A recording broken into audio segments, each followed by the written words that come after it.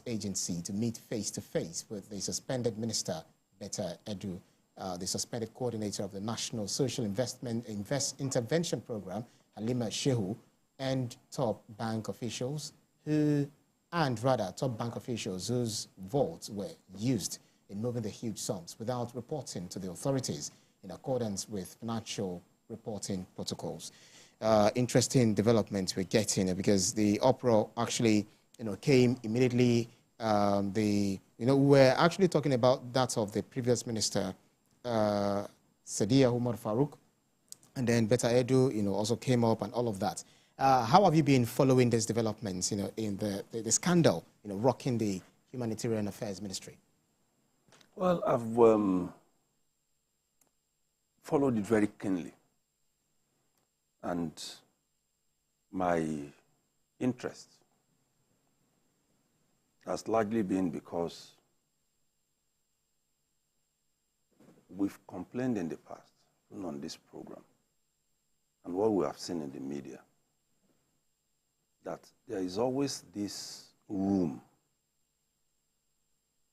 to exploit the gaps when cash is at the heart of any move to meet the needs of the people. Even when it is rise, you see people who are looking for gaps that will enable them to take the bulk of it and keep for themselves, to exploit that situation. The first thing that came to my mind when the name of Dr. Betta Edu was mentioned was this woman should have been smarter than this. Smarter in what way? To see the loophole in what she was going to approve, what she was going to do. Because what she did was just an approval. Having worked as a commissioner before being appointed as a minister, I assumed she ought to have known. And then came this write-up by former minister, Osita Chidoka, who said that he wasn't sure that the retreat that the president organized for the ministers and other cabinet members, that they were taught about these things. And there was something that was not in the media space fully that I liked. Then the former DG of the Bureau of Public Service Reforms, Dr. Juaba, came and said, oh, no, Minister, you are missing something there. That retreat, when we got there, that he was making his presentation and was going to rush it. And then the president, Bola Ahmed Tinubu, sent him a note and said, this is the art, this is the real meat of this retreat, that people should understand the little things that constitute crime and fraud, that he was there talking to these ministers until 8 p.m. and shared the retreat the brochure and shared it. So meaning that even the president wanted his own people to know that it is easy for you to fall into traps, especially when they are laid for you by civil servants.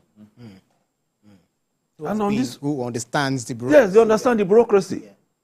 She was trying to avoid all of those and then entered into, because all those who brought papers to her gave her to sign for her to put money in a personal account. They knew that there was a civil service rule that said you cannot do it. That's right. They knew. Those who brought papers for her to sign, to say that they wanted to fly from Abuja to Kogi State that doesn't have an airport, they knew. Including the woman into whose account that money was paid. So they knew. So if this is happening, there are so many permutations. A crime has been committed. No doubt about it. Either knowingly or unknowingly. It has been committed. The fact that you don't know does not mean that the law does not exist. Would it be proper to say a crime has been committed because it's still under investigation? Yes, we are investigating it. No. What we are saying is this. go through the civil service, it is clearly stated you cannot move money into the country's money. So it's a crime already. So what we are trying to see now is, how will this be justified? If you want, I can bring out that part of the civil service. Right. You cannot. That's right. And you cannot even put your own private money into government coffers. If you are not paying for a service, you cannot go and go and say, I want to hide my money inside government account. Both ways. That's right. So what we now need to understand will be the process. Was it, what she's trying to explain now, from what I can deduce is, okay, I did it genuinely. Because according to her, the process has been skewed. We've reported it several times on this program and in the media, where during the last regime, they gather people, pay them money in cash, and as those people are walking out of the hall, they go there and collect the money from them. The party you're trying to, that you say you would like to quote is the Nigeria's Financial Regulation 2009, which says any officer who pays public money into private accounts is deemed to have done so with fraudulent intention. Exactly. But Asuko, if you look at, some critics also believe that Betta Edu, was a good and jolly good fellow. She's quite passionate about, the masses and all of that. So, for instance, the former Lagos State Deputy Governor, Femi Pedro, said that she exuded confidence, was articulate in his word, knew what she wanted, and appeared focused and determined and ambitious. He said he hopes she learns a lesson to conduct herself well in public office. Is it possible for her to still, hold public office, whatever comes out of this investigation, based on, her previous experiences? Ibrahim, you want to put me on the spot. I am not EFCC. I'm not EFCC. No, I said based on experiences. No. The thing is, based on experience, let me tell you, there are two things. It's either she's guilty or not guilty. That is what EFCC is going to try to find out. Yeah. Okay. So now she's a good person, she's hardworking, she's confident, she's this and that. You just read something now, which is the section 173, are we? That talks about the federal government financial regulation. Yeah. Talking about the public and personal money to be kept separate. That's right. That is where that section comes in. Okay. So EFCC will also be looking at all these regulations. And I've tried to also look at some, from different sources. And one that I read, which I think Nigerians and as well as EFCC would also have to look at, is even chapter 14. Chapter 14 talks about the non-personal advances authority to be given by. Okay, and that is where it talks about in the disbursement of funds for non-personal advance, for projects, special programs. The leader of the project special programs shall be the accounting officer and shall approve all payments, while an accountant of an appropriate grade shall be attached to each project/special programs and have responsibility for the disbursement as well as retirement of the non-personal advances. So EFCC will look at that. They will also look at if this was also personal money or government money and why they actually move government money to this. So I have tried to look at all these, our acts, and as well as our laws. It's like they hold you one place and then release you in another place. It is not concrete enough that, okay, fine, when once you say, do not do, and that do not do has to be like that. But when once you say do not do, another place in another act or another... They say you can do. They will say you can do, but what? Just do it small. You understand? So that is where our lawmakers, I think they need to also now sit down and begin to look at all these loopholes. Just like Dotu said, all the time, civil servants are always trying to look for that loophole, left, right, center. And they understand And it. they understand it. Because some of them who ought to even have signed that memo before it gets to the minister did not. Are you trying to tell me They did that? not. Thank God the EFCC is now questioning these Directors, yeah. When she was bringing it, did any of you say, no, ma? Did anybody object? And at what point did you object? Yeah, but they will say that the fact that she went to the AGF, who said that this No, is I'm not- just saying. She's the minister. She will have directors. She have PS of that ministry. Even those who are on that project, most of them are senior people, Are senior including people. the person into whose account that money was paid. Of course. So all those things are what some of the things that we also need to look at. Now everybody is criticizing her, but nobody is also looking at all those things. Okay, yes, okay, she has signed her signature. I even feel in the sense that, see, if I look at a project or a program and I see that these were the loopholes when the person in this office before me handled it, the question I'm going to ask myself is, how do I handle it better? For instance, during COVID-19, which we discussed on this program at some point, we were told that foodstuffs were distributed in schools in Lagos when children were not in those schools. During COVID. During COVID. So who took them? Which are the children that they gave them to? In which schools? Nobody has answered that question. And that's usually the fear of people. Okay, if I allow this thing to go the way it went before, will it not end up the way it ended before, where people were saying, they claim that I got money. I did not get it. They claim that they gave me 20,000. I got only 5,000. We watch videos here on TV where people were saying, they said we got 20,000 inside. Yes, we are giving 20,000. But as we are going out, they collected 15,000 from it. We watch videos here. So those are the kind of things I will want to assume played out in the mind of the minister. But in such situations, what you need to do is not to try to correct something by doing what is wrong. It would have been, in my own estimation, to go straight to the president and say, see, these were the things I found out. People did not get the money they were supposed to get. Not because those monies were not properly signed out, but because along the line, you had interruptions. People were waiting. There were sharks on the way who were waiting for the money. So, okay, let the money come.